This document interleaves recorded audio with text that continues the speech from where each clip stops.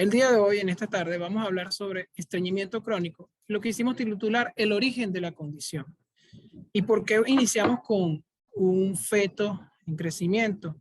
Porque resulta que entre la tercera y octava semana ocurre un plegamiento cefalocaudal y lateral en el embrión para la formación del intestino primitivo que se va a subdividir en intestino anterior, medio y posterior. Durante esta plegamiento y esta formación de intestino medio, anterior y posterior, ocurren ciertos parámetros genéticos que van a permitir el desarrollo de todo el componente gastrointestinal y se han reconocido mutaciones genéticas que pueden intervenir en la falta de formación del sistema parasimpático en la pared colónica. En este evento puede ocurrir mutación de un gen específico que es el gen RET, que va a determinar ausencia de ganglios parasimpáticos que va a propiciar la aparición del megacolon congénito o la enfermedad de Hirschsprung.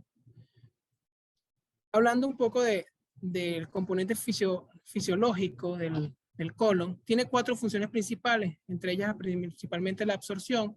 Diariamente absorbe agua alrededor de 1.350 ml, que puede llegar hasta una capacidad de 4.5 litros al día.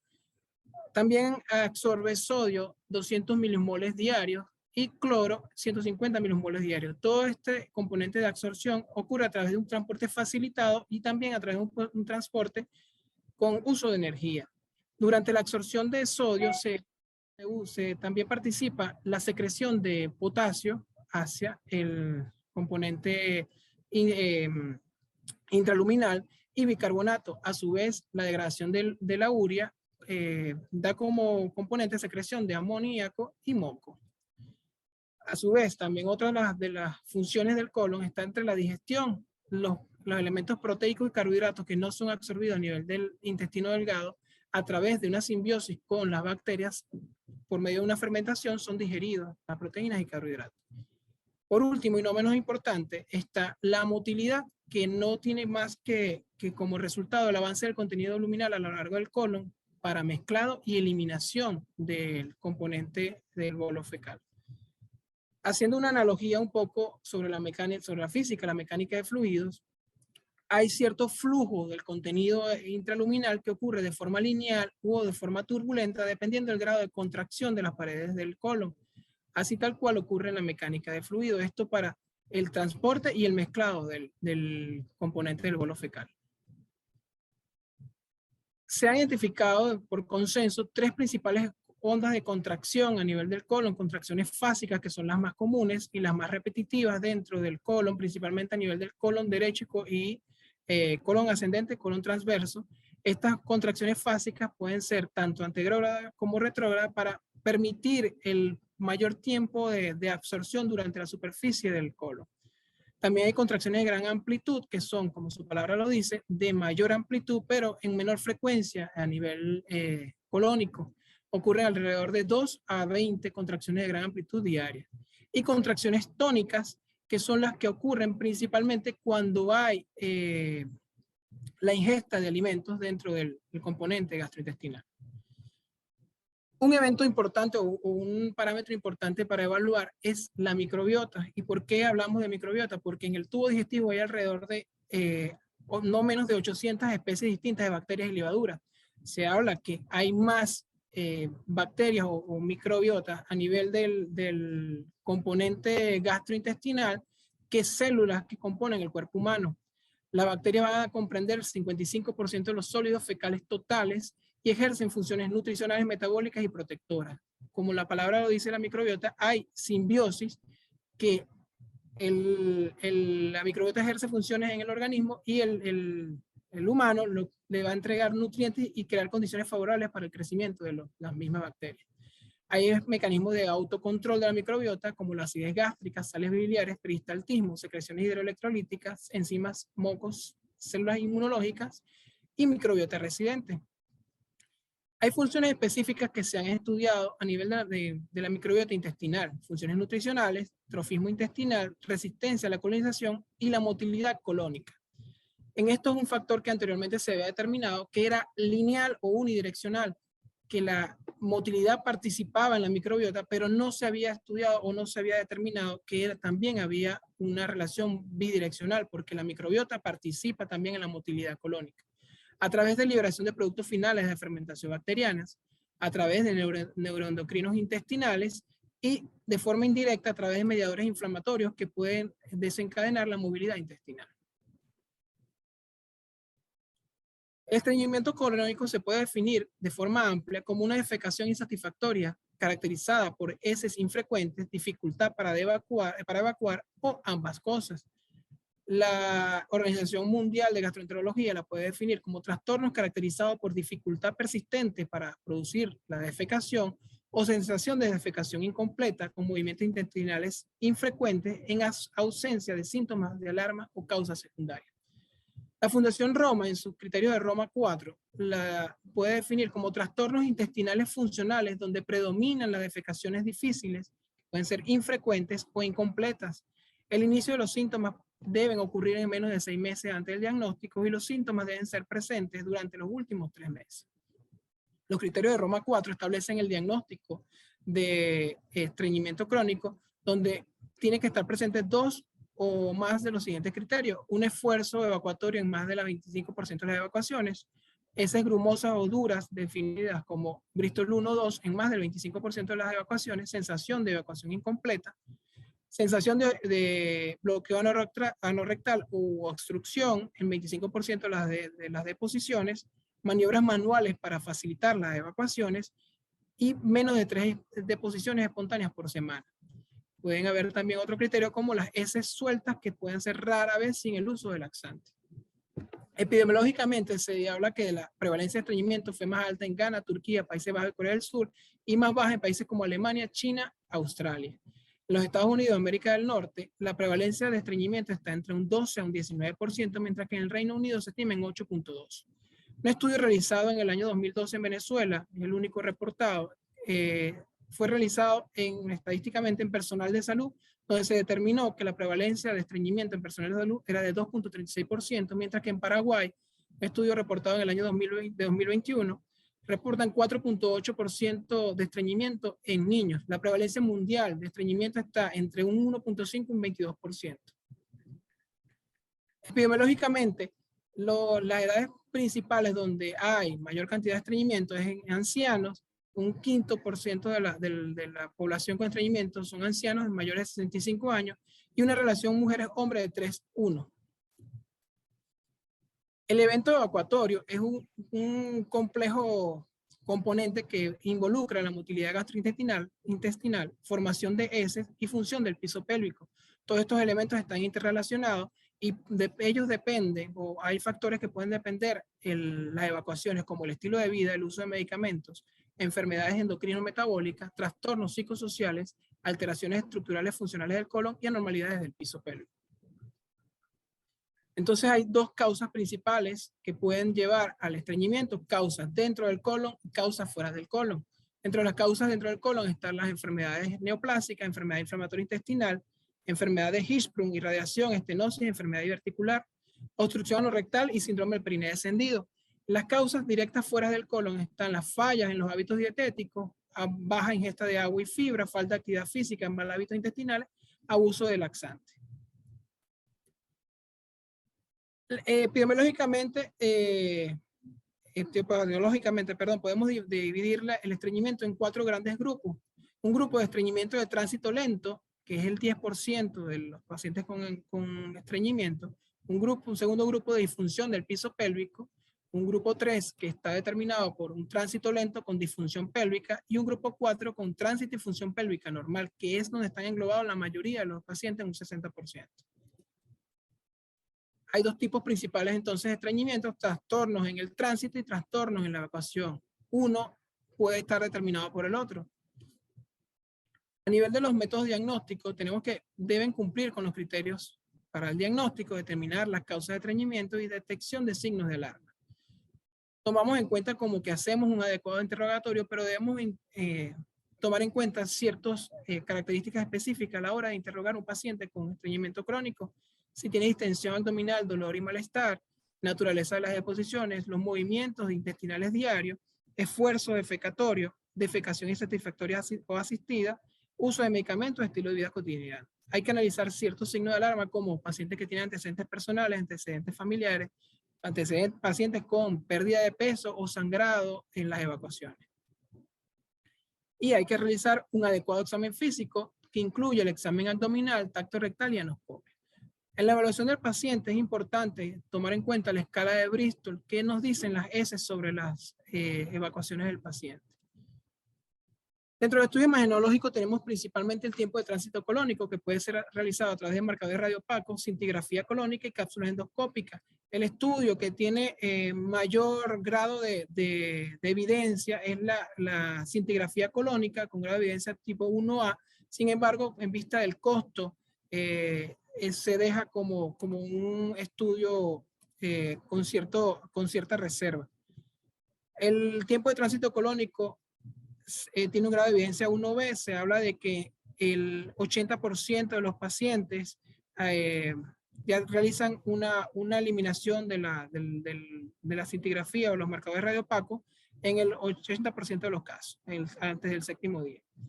Tiempo de tránsito colónico se realiza a través de marcadores radiopacos, dependiendo del reporte. Hay quienes lo realizan 3 días con administración de marcador, cápsulas radiopacas, 3 días seguidos, cápsulas que tienen alrededor de 24 marcadores, y a partir del 4º día se realiza la primera rayos X y la segunda se realiza en el 7º día. Se hace una demarcación de las rayos X, como vemos en la imagen, con una línea a nivel de entre L5 y S1, con una línea diagonal entre S1 y la cabeza del fémur derecho, y la otra línea diagonal que va hacia la cresta ilíaca. Esto nos va a dividir las rayos X en 3 espacios. Espacio derecho, que va a estar incluido el ciego, colon ascendente, y mitad derecha del colon transverso. Un espacio izquierdo que va a estar determinado por el colon izquierdo, todo lo que es mitad izquierda del colon transverso y colon descendente, y el área pélvica. Esto se va a hacer a través de una evaluación al 4º y al 7º día del número de marcadores que están determinados en cada uno de los cuadrantes, y esto a través de una constante que es 1.2 nos va a dar como resultado el tiempo específico del tránsito colónico. Lo normal es de 40 a 70 horas de tránsito colónico total. En hombres hasta 70 horas, en mujeres puede determinado de 70 hasta 103 horas de tránsito colónico. La defecografía nos puede determinarse en una contracción paradójica del piso pélvico de intussuscepción interna, rectocele entre los celos sigmoidocele con defecación obstruida. Este estudio tiene un grado de recomendación tipo 2C en vista de que ha entrado en desuso por el uso de varios que también puede determinar o puede dar como resultado estreñimiento en el paciente.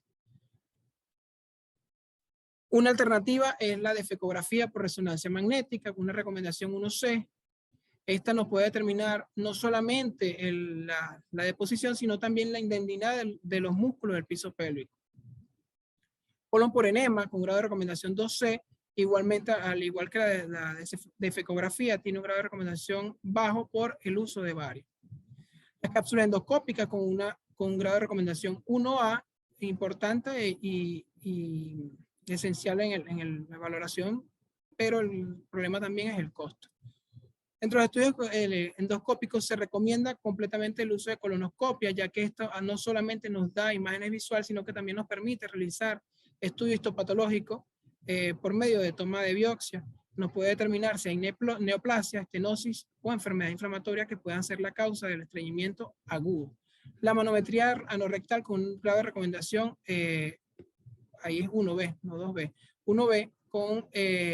nos va a determinar, por ejemplo, si hay una enfermedad de Hirschsprung, y ahí se ve determinado en la manometría porque hay una ausencia del reflejo rectal inhibitorio. Y el test de expulsión de balón. El manejo terapéutico, los principales objetivos es restaurar la frecuencia normal, evacuatoria y consistencia de las heces, la ausencia de las molestias asociadas con el estreñimiento y el mantenimiento de las evacuaciones regulares sin ayuda de laxante. Tenemos 2 formas de manejo terapéutico: tratamiento médico o tratamiento quirúrgico. Principalmente se debe dar el manejo médico hasta agotar la parte del manejo médico. Modificaciones de las condiciones de base, modificaciones de los hábitos defecatorios. Debe garantizarse un ambiente y momento adecuado para evacuar, aumentar el consumo de fibra, aumentar la ingesta de líquidos hacer ejercicio con regularidad, identificar factores que pueden desencadenar el estreñimiento. Un aspecto importante en manejo terapéutico es el aumento de consumo de fibras que pueden determinar las heces blandas y voluminosas, mejora movilización y evacuación y disminuyen presión dentro del colon. Esto a su vez evita que aparezcan complicaciones como la enfermedad diverticular complicada, enfermedad hemorroidal y síndrome de intestino irritable. La cantidad de fibra tiene, la fibra tiene como característica principal que puede aumentar el número de bacterias de la microbiota y nos van a dar el 50% del peso de las heces, mayor captación de agua en el intestino. La fibra fermentada genera ácidos grasos de cadena corta y triglicéridos de cadena larga que van a acelerar el tránsito intestinal y aumento del peso de las heces con aumento de residuos no digeridos. Diariamente se debe ingerir alrededor de 30 gramos de fibra diaria. Este estudio realizado en el año publicado en el año 2022 habla sobre los efectos directos de la dieta rica en fibra en la salud humana. Principalmente nos va a dar como resultado que mejora la microbiota a nivel del intestino con aumento de la fermentación en las heces, con lo que va a disminuir las enfermedades intestinales y va a aumentar la excreción con la mejora del agua dentro del intestino para producir las evacuaciones de forma adecuada. Dentro de la terapia médica tenemos objetivos o tenemos fármacos que van a establecer, según el grado de recomendación, las indicaciones. Hay formadores de bolo o ablandadores de la materia fecal que tienen un grado de recomendación 2B, 2C, estimulantes de las evacuaciones con un grado de recomendación 3C, limpiadores mecánicos laxantes, un grado de recomendación 1A y procinéticos con un grado de recomendación 1A. Según las recomendaciones de la Asociación Americana de Colon Recto y Ano y las europeas de forma comparativa, tienen que la fibra y formador de bolo la recomiendan un grado de recomendación 1B, mientras que los laxantes osmóticos, principalmente el polietilenglicol y la lactulosa, recomiendan la Asociación Americana recomienda un grado 1B, mientras que la Asociación Europea recomienda el polietilenglicol con un grado de recomendación de la lactulosa de 2C. Los laxantes estimulantes, un grado de recomendación 1B, el bisacodilo principalmente, y tienen baja recomendación en las antraquinonas, sobre todo por los efectos adversos que producen a nivel de la luz del colon. Medicamentos nuevos, como el lubiprostol, el linaclotide, la Asociación Americana de Coloproctología la recomienda con un grado 2B, mientras que la Sociedad Europea la recomienda tanto la lubiprostol, el linaclotide y prucalopride en un grado de recomendación 1A. Son medicamentos nuevos que están en el mercado, están ya en fase ya aprobatoria por la FDA. El uso de terapia de bioestimulación, bioretroalimentación, biofeedback, un grado de recomendación 1B, y la cirugía, la Asociación Americana recomienda 1C, mientras que la Sociedad Europea 1B en pacientes que ya se agotó el tratamiento médico y tiene un estreñimiento refractario. En el manejo quirúrgico, principalmente el tipo de cirugía que están aprobadas, la colectomía total con ileorectoanastomosis, proctocolectomía con pouch ileoanal y colectomía segmentaria con anastomosis primaria y colectomía total con anastomosis terminal. A su vez también está estudiada la colectomía subtotal con seco proctoanastomosis, ha sido en fase de estudio ya. Hay medicamentos que están en fase de estudios que han dado resultados que son de cierta forma prometedores, como por ejemplo esta cápsula vibratoria que va a dar un ritmo circadiano en el colon. Se administra una cápsula diaria por 6 días y estas van a mejorar el ritmo o las ondas de contracción a nivel del colon. Estos son medicamentos o fármacos que están en base de estudio. Por último, dentro de los estudios está el trasplante de microbiota fecal, que ha sido estudiado desde aproximadamente 2016-2017, que iniciaron las primeras publicaciones el tratamiento del estreñimiento crónico con tránsito lento. A pesar de que estos están en fase de estudio, ya la Sociedad Europea dijo que tienen poca evidencia, que no la recomiendan actualmente.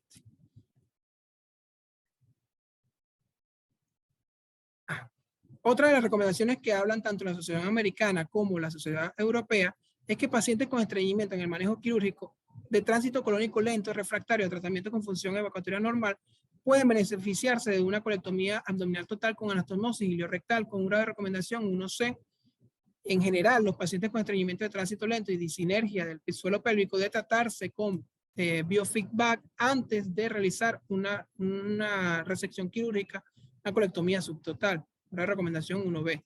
La cirugía puede ser tratamiento eficaz para pacientes que sufren de trastorno de evacuación debido a causas estructurales, es decir, intussusección, retrocele, prolaxo rectal, síndrome de perineo descendido. Probado previamente por imagen después de un tratamiento conservador fallido.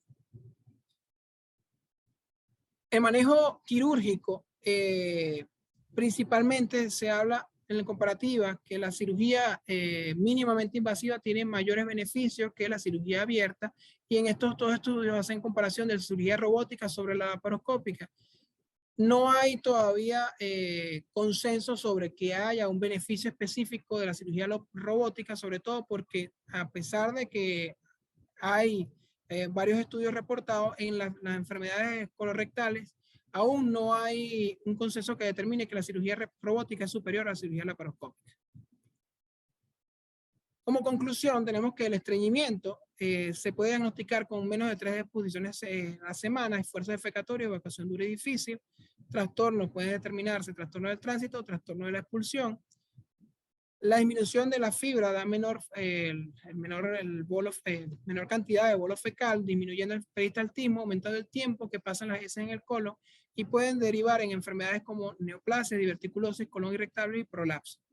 El tratamiento inicial debe estar establecido con cambios en el estilo de vida, hábitos alimentarios evitando el sedentarismo y modificar la medicación que está recibiendo el paciente. Y el manejo quirúrgico se da específicamente pacientes con trastorno severo del tránsito sin respuesta al tratamiento médico. Aquí un mensaje, bueno, de Emily Gaudier, que dice: la libertad de los intestinos es la más preciosa, quizás incluso la más esencial de todas las libertades, sin la cual poco se puede lograr. Muchas gracias. Gracias a usted, doctor Millán. Excelente conferencia, bien dinámica. Le pasamos la palabra a nuestro invitado del día de hoy para que nos haga sus comentarios. Adelante, por favor. ¿Tiene sonido? Tienes que activar el micrófono, por favor. Ya está, el micrófono. Muy bien. Excelente. Bueno, interesante todos los datos que sacaste, y nomás quiero hacer énfasis en algunos detalles pequeños que no sé si algunos de ellos se me pasaron por la actividad, pero lo primero que tenemos que clasificar es si la constipación es primaria o es secundaria. Bien. De las causas más fáciles de poder identificar, es evidente los trastornos de tipo endocrino, trastornos por medicamentos o trastornos por lesiones neurológicas, que esto es de las causas más importantes. Luego, ya en el estudio, la definición, es importante hacer énfasis en esto. Consideramos que constipación es que el individuo tenga menos de 3 evacuaciones por semana, evacuaciones que él considere satisfactorias, no parciales ni con sensación de evacuación incompleta. Claro, junto con esto, los pacientes tienen definiciones diferentes. Ellos le acomodan, pueden tener evacuaciones múltiples, pero si sienten que son evacuaciones incompletas o con sensación de obstrucción, te lo reportan también como constipación, y tenemos que ser cuidadosos al momento de estudiarlo. Totalmente de acuerdo en la clasificación que pusiste, que podemos tener síntomas de evacuación obstruida, la constipación de tránsito lento y constipación de tránsito normal. Y cada una de estas te va a dar diferentes variaciones. Algo que me llama la atención es que le pusiste mucho énfasis a lo que es la cirugía. Sin embargo, a nivel mundial, menos del 5% de los pacientes con constipación llegan a cirugía. Y la razón es que primero tienes que descartar todo, y especialmente de los detalles importantes que mencionaste y que quiero hacer énfasis es todos los síntomas de evacuación obstruida. Y ahí donde son básicos todos los estudios. Uno, tú ponías los estudios de marcadores, me parecen adecuados. Mi técnica es, sí damos las cápsulas con los marcadores, pero sacamos las radiografías a las 24 horas después de la ingesta y después 72 horas después, y sacamos la radiografía. Si ya tuvo evacuación en este tiempo, ahí paramos el estudio, y si no, se completa al 5º día una nueva radiografía, y esto definitivamente te muestra si todos los marcadores se quedan en la pelvis, estás hablando de un síndrome de defecación obstruida. ¿Bien? Si están esparcidos por todo el colon, estás hablando de una constipación de tránsito lento, y sobre esto diriges tu tratamiento.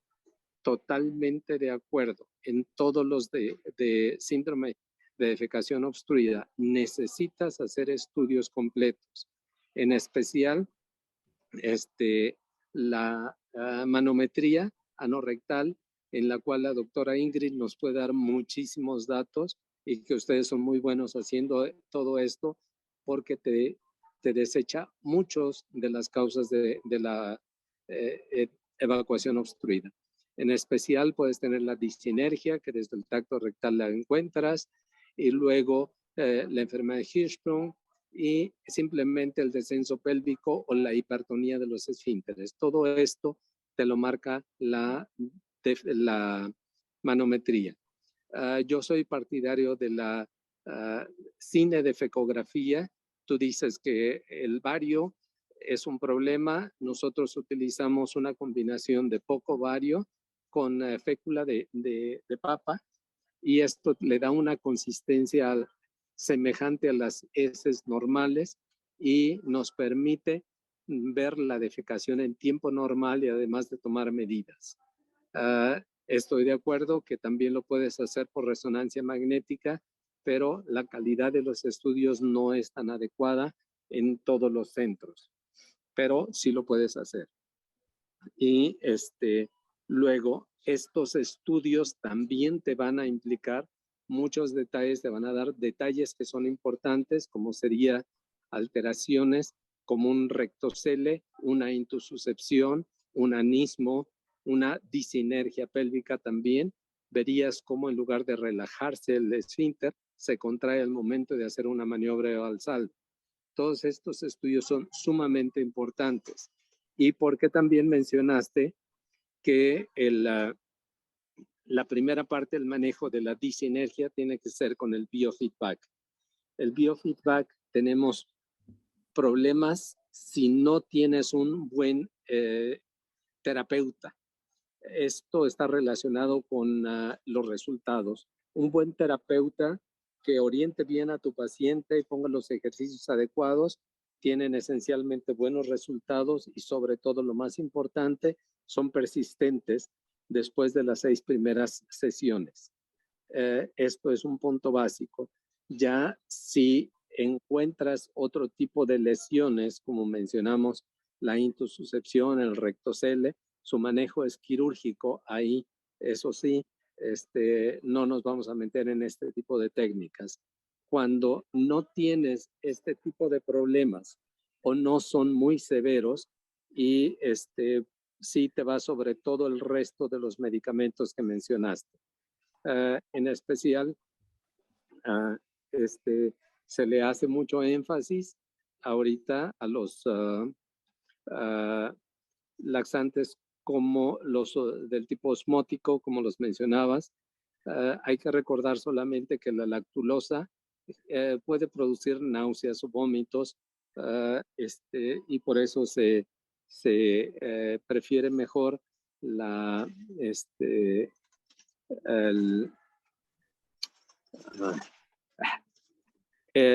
los otros medicamentos osmóticos. Bien, tienes también los estimulantes de secreción que los mencionaste y están perfectos. Mencionaste también medicamentos nuevos que están en vías de ser autorizados. Me quedo yo simplemente con que quiero hacer énfasis que el tratamiento quirúrgico para la constipación, los resultados no han sido los esperados a nivel mundial. Primero tienes que asegurarte que no exista ningún problema de obstrucción o de disinergia pélvica antes de hacer la resección. Después de esto, entonces sí puedes hacer las resecciones. Hasta donde tengo entendido, las resecciones parciales de colon no tienen buenos resultados a largo plazo. Puedes tener buen resultado a corto plazo, pero después de 12 meses empieza otra vez los síntomas de constipación y llegan a una colectomía abdominal total. Y esto sí puedes poner una ilio recto, pero si tienes problemas pélvicos, entonces van a seguir teniendo los problemas pélvicos aunque no tengan el colon. Así que serían mis comentarios hasta aquí y agradezco mucho la gentil invitación y felicitaciones, doctor Millán. Su presentación fue muy extensa, brillante y desafortunadamente por los problemas técnicos por los que se tuvo que atravesar. Doctor Maciel, muchísimas gracias. Un complemento de posición súper detallado que muestra obviamente sus años de experiencia. Bueno, tenemos dos cosas que vamos a hacer. La primera, si quieren por favor participar, el doctor Conogúmina, el doctor Santa Cruz, Jorge Medina, Alcides Recalde, y mientras lo van pensando, le vamos a dar la palabra al doctor Sisa, que quiere o va a presentar un trabajo científico, me parece.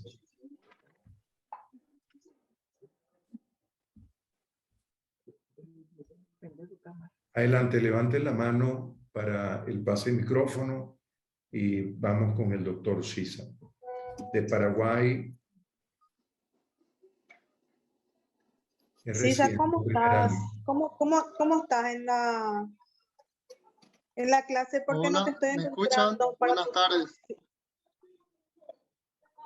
Sisa, ¿cuál es tu nombre en la presentación? Porque te tengo que dar para compartir. César Juliano. Ya. Ok.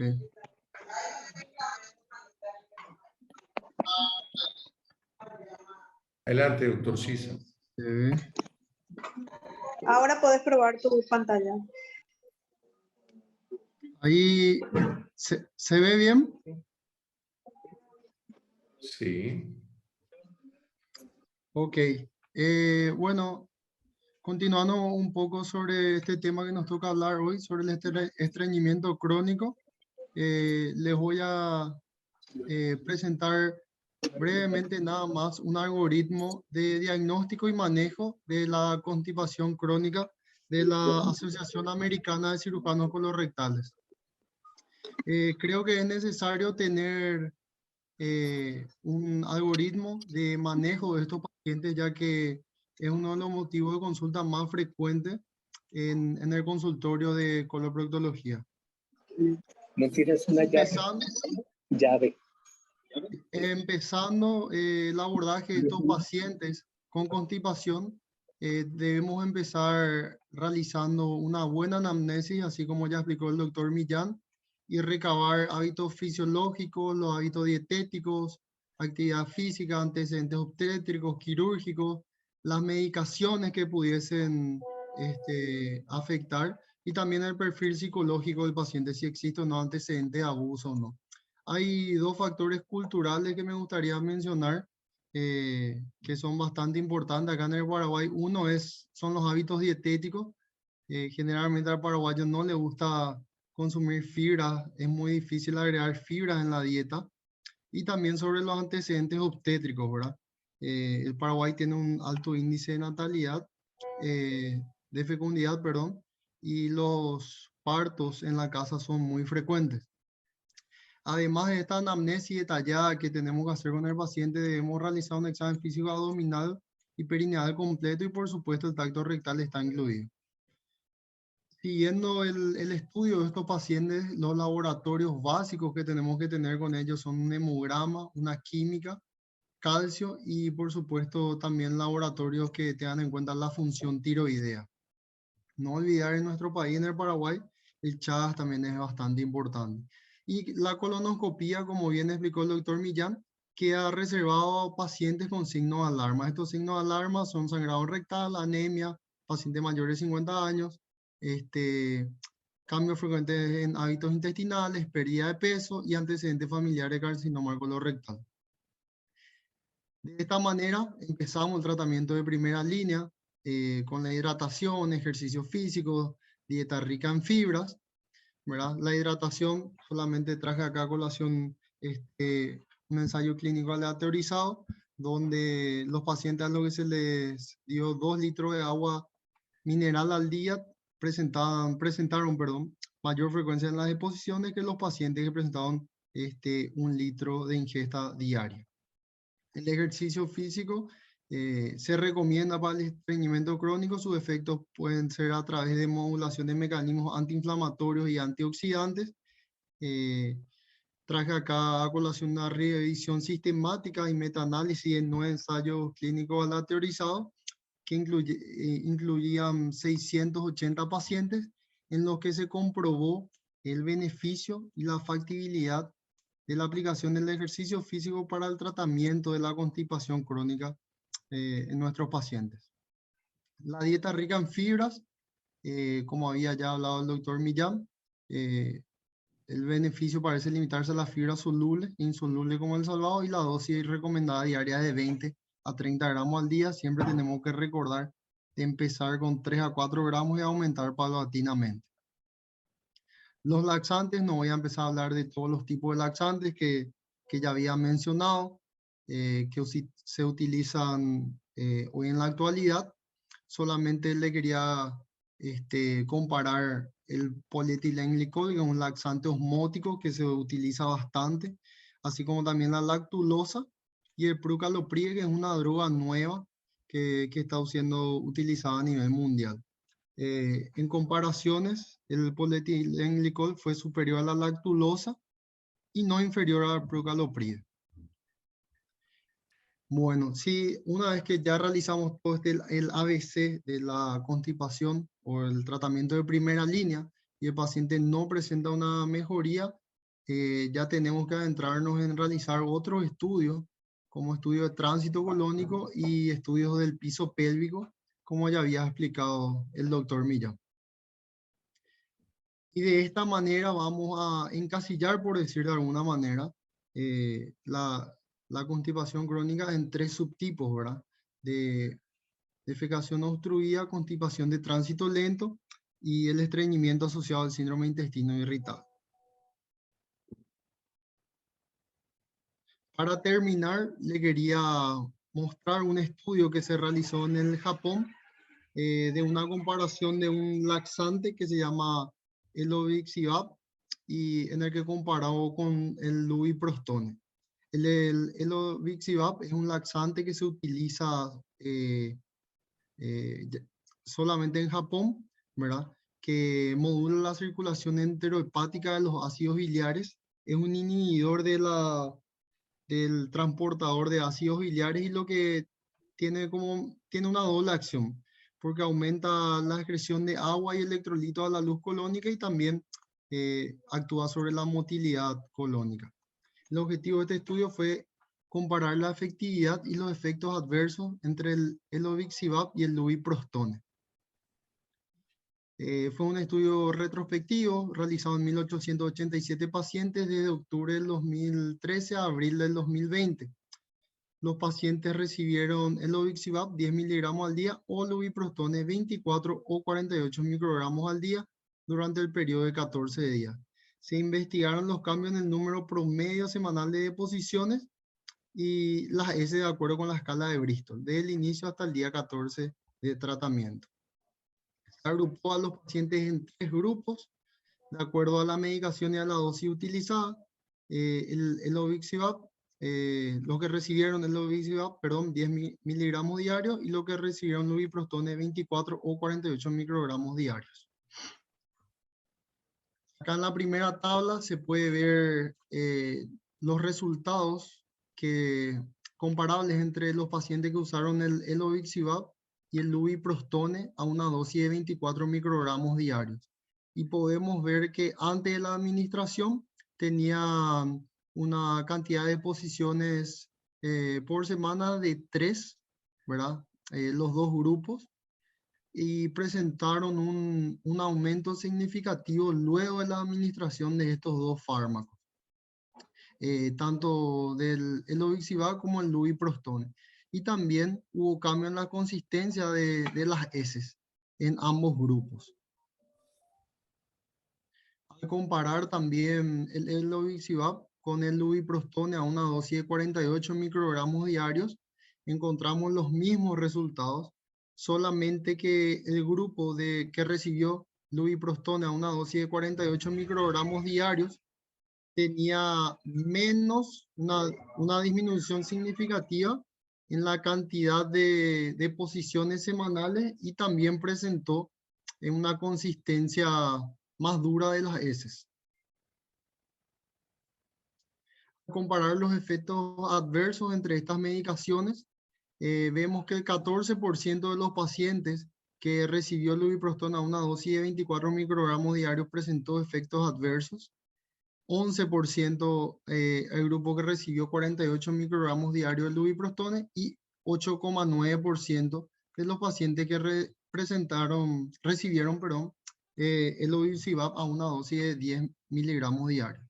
Entre los efectos adversos más comunes estuvo la diarrea y las náuseas y otros trastornos gastrointestinales, en lo que se agrupó el dolor abdominal y distensión abdominal entre ellos.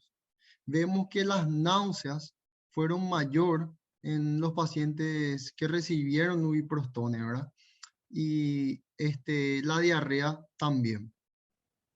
Las limitaciones de este estudio es que es un estudio retrospectivo, unicéntrico, y todos los datos se recabaron de una base, por lo que los síntomas podrían ser subjetivos. El 80% de los pacientes en cada grupo ya presentaban más de 65 años, entonces podría existir el sesgo de la edad.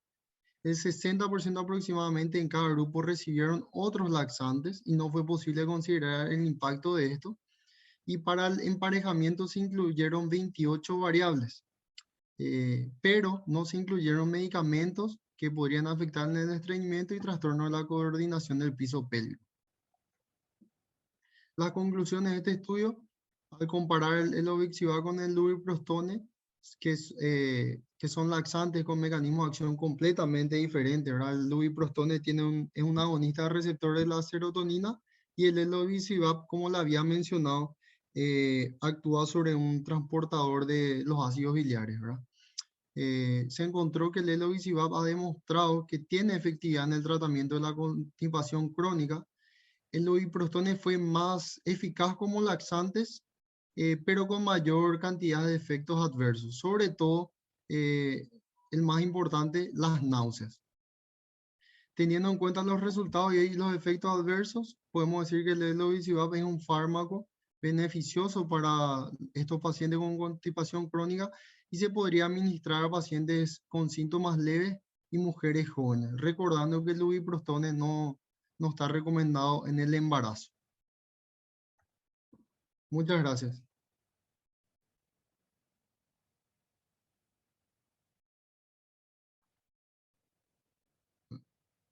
Doctor, no le escucho. Muchísimas gracias por su presentación. Gracias por la actualización de algunos detalles que son bien útiles. Me gustaría invitar a algunos de los presentes, por supuesto, levantar la mano.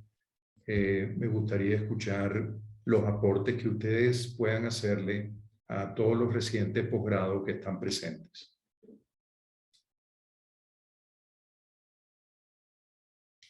Adelante. Marco, buenas tardes. Cono Gúmina, ¿cómo estás? Buenas tardes, doctor Gúmina. Qué grato placer tenerlo aquí con nosotros. Adelante. Para recordarle a nuestra audiencia, el doctor Cono Gúmina es gastroenterólogo de alta valía y es presidente de una sociedad muy prestigiosa en Venezuela. Adelante, Cono, por favor. Muchísimas gracias. Excelente revisión de parte del doctor Millán y la actualización también del doctor Giuliano. Efectivamente, nosotros como gastroenterólogos, sin tocar el punto de la parte quirúrgica, la verdad es que el tema estreñimiento siempre ha sido un tema muy fácil y al mismo tiempo difícil, dependiendo del enfoque que uno le dé. Porque casi todos, cuando nos llega el paciente con estreñimiento, prácticamente lo que comenzamos es a darle un tratamiento con la clasificación que dio el doctor Millán, que todo está bien, no hay disfunción de piso pélvico, no hay ningún trastorno, y comenzamos y prácticamente no estudiamos bien al paciente con estreñimiento. Eso es a lo que voy. Y por eso es que yo creo que quizás la falla es que en nuestros posgrados no tomamos mucho en cuenta el estreñimiento. Vemos que a veces cuando dan los seminarios los muchachos, todos están, los residentes, todo se centra o se enfoca en otras actividades, que se el cáncer, que sea la endoscopia, y el estreñimiento casi nunca. Y vemos que hasta en los mismos congresos de gastroenterología, el tema de estreñimiento prácticamente no se toca.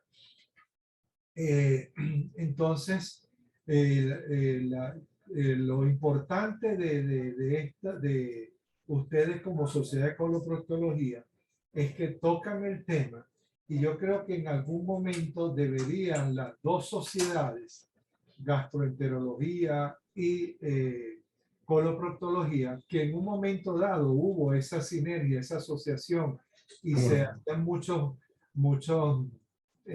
congresos juntos, jornadas juntos, retomar el punto de estreñimiento, porque la verdad que se están manejando muy mal el tema estreñimiento, los pacientes no están bien manejados, y a veces un estreñimiento mal manejado puede traer un poquito de conflictos entre el paciente y el médico tratante.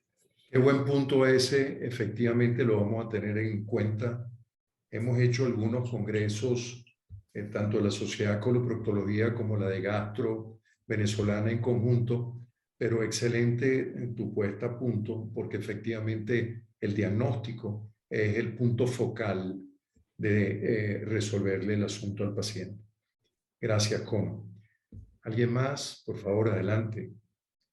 Doctor Medina, doctor Recalde, doctora Melo, doctora López.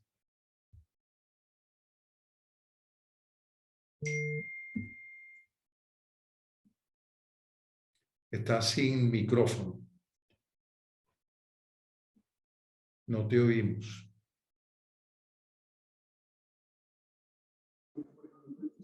Creo que ahora sí, ya está dentro de los comentarios que habían hecho sobre el tratamiento básico e inicial. Hay que tomar en cuenta mucho la posición para la defecación. En las imágenes que estaban poniendo, donde estaba una mujer sentada en el retrete, esa es la imagen característica y clásica. Uno debe de estar apoyada con los hombros hacia adelante, los brazos sobre los muslos, Las rodillas deben de quedar más arriba que las caderas, y esto es importante porque el tamaño del retrete que tienes debe de ir de acuerdo a tu estatura. Si eres de una estatura corta y el retrete es muy alto, te van a quedar las piernas colgando y no vas a poder tener una posición adecuada para defecar. Esto es algo importante y sencillo. Luego, mencionaron también el por separado, y esto no puede ir separado, el uso de fibra y el uso de agua, o líquidos. Tenemos que recordar que la fibra sin líquidos, ¿bien?, no funciona. Es un tapón más y aumenta mucho la fermentación. En cambio, cuando lo mezclas y das suficiente cantidad de líquido, entonces la fibra absorbe el líquido y disminuye la consistencia de las heces y aumenta el volumen de las heces, con lo cual se favorece las evacuaciones. Bien, estos son detalles generales y hago énfasis en lo que estaba haciendo el comentario nuestro gastroenterólogo, y sí, definitivamente tenemos que ser muy acuciosos en el diagnóstico y no iniciar con un tratamiento básico. También mucho énfasis le tenemos que hacer a la actividad física. El sedentarismo siempre nos va a causar problemas. Y bueno, creo que hasta aquí dejo mi comentario. Muchísimas gracias. Bien útil, por supuesto. La doctora Melo tiene la manita levantada. Siéntanse libres de levantar la manita electrónica o la que sea. Le vamos pasando sonido. Adelante, Ingrid. Bueno, ¿cómo están todos? Felicito a ambos porque me parecieron buenas las presentaciones. Doc, yo creo que es algo importante para los residentes, y me lo estaba preguntando Sisa antes de empezar esto. ¿Cómo manejamos nosotros un paciente con estreñimiento, verdad? Y nos tenemos que situar en el contexto de que estamos en un paciente que al examen físico no encontramos nada, un paciente que ya le hemos hecho una colonoscopía, obviamente si tiene más de 45 años, y que de repente, como le digo, no encontramos absolutamente nada al examen físico. Él dice que come bien, que come fibra, que toma agua. ¿Qué es lo primero que nosotros tenemos que hacer? Y nosotros tenemos que reconocer... Recortado. El sonido Se te está escuchando llega muy adecuadamente. entrecortado. ¿Se oye entrecortado? Por aquí la Sí, oímos tenés bien. pausas incluso. No, es el tuyo, Luz, porque el doctor dice que oye bien. Sí, está perfecto por aquí. Ingrid, yo Ok, creo que el punto del doctor Gúmina y así también del doctor Maciel es que muchas veces tratamos los pacientes sin tener el diagnóstico correcto claro, de y la por causa del eso ahí estreñimiento. va, Doc. Entonces, para los chicos, ¿qué es lo primero que nosotros tenemos que hacer? Y Millán lo dijo, ¿cuáles son los 3 tipos de estreñimiento que hay, verdad? Entonces tenemos que saber si es el trastorno, si es un paciente de tránsito lento, si es un síndrome de defecación obstruida o si es algún trastorno como un colon irritable, por ejemplo, que son las 3 subclasificaciones que hay. Millán dijo, cuando estaba haciendo su exposición, que el tiempo de tránsito colónico, una de las desventajas que tenía era el costo. Yo me imagino que se refiere exclusivamente a utilizar el SIGMAR. Y ahí va mi intervención, el por qué. Nosotros hemos hecho muchos sitios, y le aseguro que el doctor Maciel seguramente allá en México también usa, nos los hemos diseñado para hacer cápsulas casi que artesanales. Estudiar el tiempo de tránsito colónico es fundamental, es fácil, ya sea que uses el estilo seriado o el estilo simple habitual, que es el que describió el doctor Maciel, dándole una cápsula a un paciente y haciéndole una radiografía el día 1, 3 y 5 si es necesario, ¿verdad? para poder ver qué tipo de tránsito colónico es y en base a eso poder estudiar. Entonces, yo pienso que a los muchachos se les tiene que meter en la cabeza ese estudio porque es un estudio fácil, porque es un estudio que está al alcance de cualquiera y porque nos va a decir a partir de ese momento qué tenemos que hacer, ¿verdad? Porque no es lo mismo meterle ¿qué hago yo con un paciente que yo no encuentro nada al examen físico, que tiene de repente todos los ¿cómo se llama? Los marcadores en el colon izquierdo y yo le doy laxante y laxante y laxante y laxante. Yo no lo estoy tratando. Si el paciente el día 3 ya todos los laxantes están en el colon izquierdo. Entonces, que les quede eso, pienso yo que les tiene que pues, yo creo que quedar de este seminario. yo creo que tu mensaje está muy claro. Efectivamente, una de las cosas que queda en este seminario es estudiar adecuadamente el paciente, hacer el diagnóstico y luego implementamos la terapéutica adecuada. Creo que tengo la doctora Sileo, que es pediatra, que levantó la mano, y luego creo que la doctora Céspedes también. No sé si la doctora Céspedes levantó la mano por el asunto de el sonido intermitente o si quiere participar. Adelante, doctora Sileo. ¿Me escuchan? Hola, ¿cómo están? Maravilloso todo lo que han expuesto. Y gracias por seguirnos enseñando.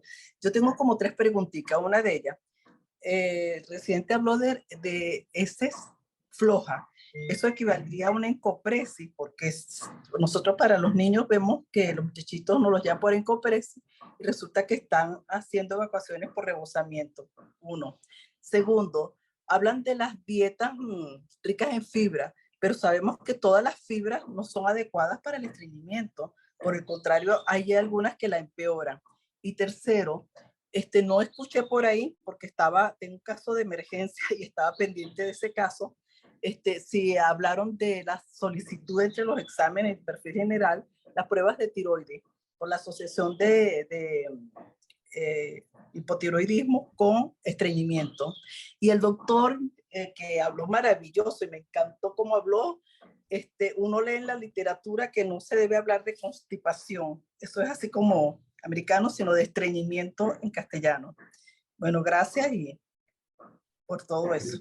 Doctora Sileo, muchísimas gracias. Efectivamente se nos olvidó el tiroides, por lo menos a mí, pero buen punto. Excelente. Bueno, ¿quién de los dos quiere contestarle a la doctora Sileo?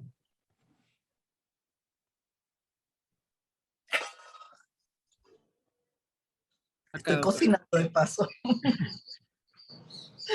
Bueno, con respecto a los estudios, si la batería de laboratorios incluye un perfil hormonal, sobre todo en búsqueda de alguna alteración desde el punto de vista tiroideo, porque está determinada una correlación entre hipotiroidismo y estreñimiento.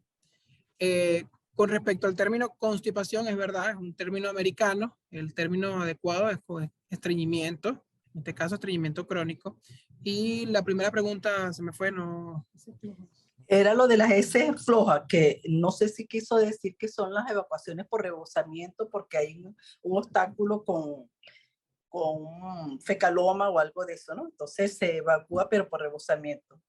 Y que nosotros en pediatría, cuando hay encopresis, que ya se había mejorado y no era la etapa, uno hace el descarte de un estreñimiento.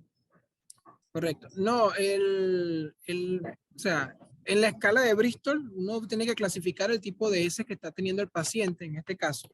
Pero a la hora de estreñimiento crónico, las heces, en este caso, un Bristol 6, sí, Bristol 6, son bastante raras, a menos que el paciente esté usando laxantes osmóticos de forma ya crónica. Entonces no es tan común. Buen punto. Gracias. Gracias a ustedes. Doctora Céspedes, doctor Medina, no sé, ¿alguien más? Que levante la manita, doctora López. Doctor, ¿cómo estás? Doctora Céspedes, ¿cómo estás, Luz? Muy bien. La verdad que simplemente es redondear un poco lo que ya expresaron todos los colegas, ¿verdad? Que lo Primero saludar al doctor Maciel, también agradecer como siempre su presencia, siempre dispuesto para darnos una manita en nuestros posgrados. Los expositores estuvieron bastante completos y muy elocuentes en sus presentaciones. Ahora, es simplemente recordar que el examen físico es lo principal. O sea, primero descartar qué tipo de pacientes tenemos, evaluar. Recordemos que no toda la batería de laxantes que tenemos son para todos los pacientes. Debemos identificar cada paciente para establecer qué tipo de medicación administrar, ya sea formadores de materia fecal, lubricantes, ablandadores de la materia fecal, dependiendo de cada paciente.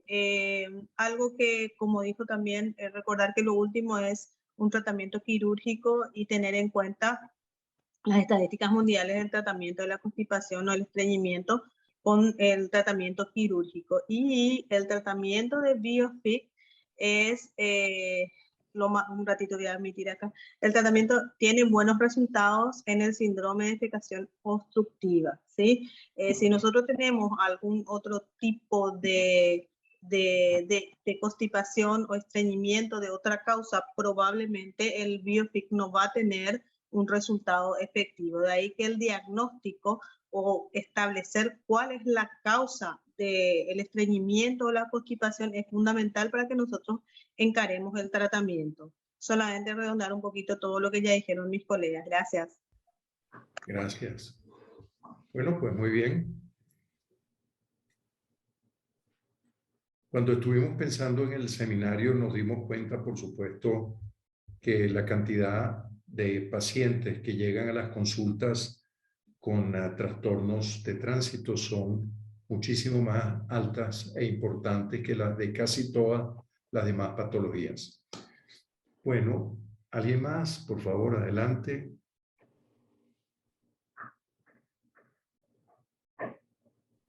Ahí está preguntando el doctor Medina, Doc, y casualmente yo había puesto una preguntita sobre ciego móvil y la secopexia. No sé si el doctor Maciel tiene alguna experiencia.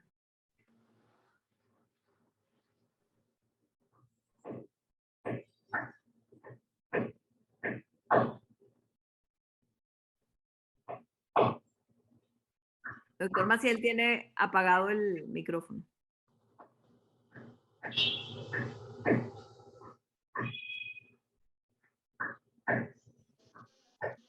Ya.